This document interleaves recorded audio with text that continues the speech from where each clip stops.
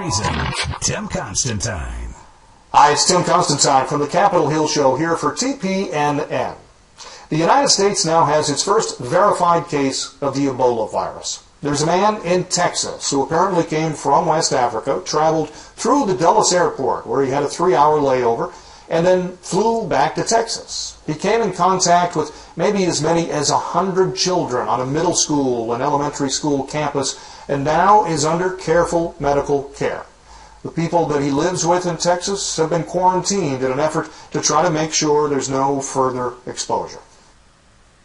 The question here is, are we in danger? We hear the Ebola virus and it scares us, maybe with good reason.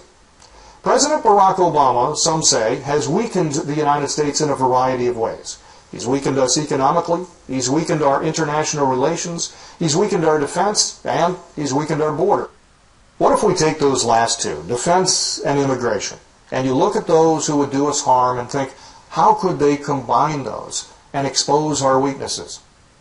In 2001, prior to September 11th, no one had thought in terms of a passenger jet being used on a suicide mission to crash into buildings and federal property. No, it was a shock when we all watched that, and it changed the way we did security for airlines, but it changed the way we thought. What if someone took the Ebola virus and used it in an equally shocking manner? What if those who would do harm to the United States intentionally infect young men committed to the Islamic State and then send them across our porous border to come in contact with as many people as they possibly can? Far-fetched? Maybe not.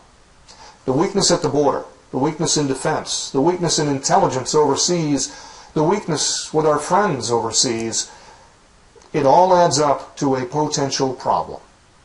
The Obama administration doesn't seem concerned. They've assured us they have secure screenings and secure borders, and yet the evidence just this week shows us neither one of those is true. Let's beware. Let's be careful. Let's be vigilant. We don't need another new shock in the United States. So what you just saw was a video on perhaps Ebola coming over used as a weapon. And there is now an article in the news. It's called Spanish Intelligence Intercepts Plot to Weaponize Ebola.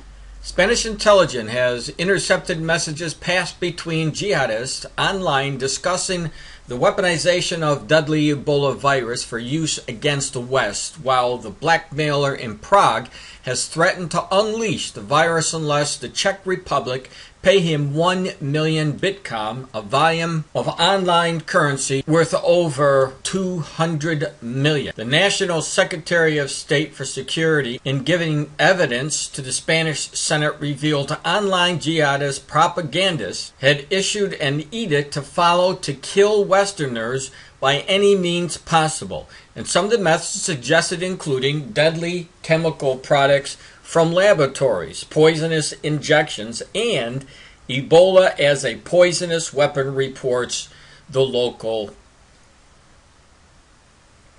Rumors of Ebola as a weapon have long circulated among the international intelligence community. A speculation arose over the potential success of the former Soviet Union's extensive biological weapons program in the last century.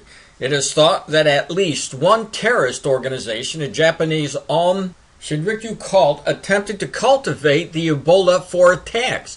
The cult killed 13 on a Tokyo subway in 1995 with the release of the potent nerve agent sarin gas. So it is very possible and very likely, especially coming from the Islamic extremists, that the potential to weaponize Ebola or these other diseases is pretty high. And as it was pointed out in the previous video, since the borders of the United States of America are not really that protected, it would be very easy to bring in what they call here a weaponized Ebola.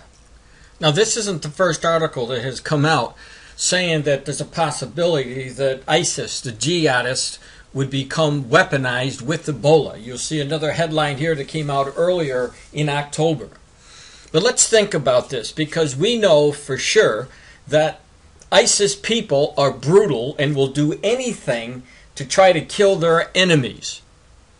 But logically, what they would be doing is not only killing off Americans if they brought it into America, but because of the way things spread nowadays, if they brought it into this country and spread it out to a large area, a large population, the population who didn't know whether they had Ebola or not would be traveling to different parts of the world, and the Ebola would end up coming in their own country. Now, most of the world knows that the Americans, their medical facilities are the best in the world, or amongst the best in the world.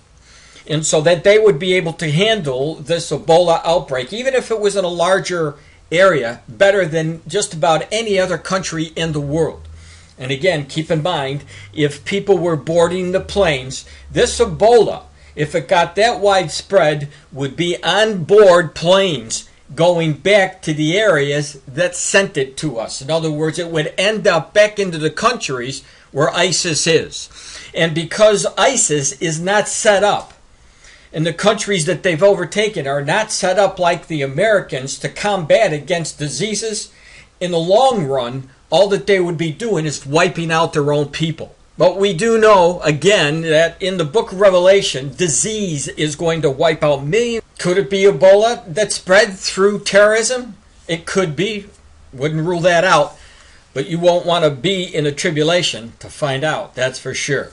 It is one of the major signs of the last days, disease. And it could be brought out by evil people.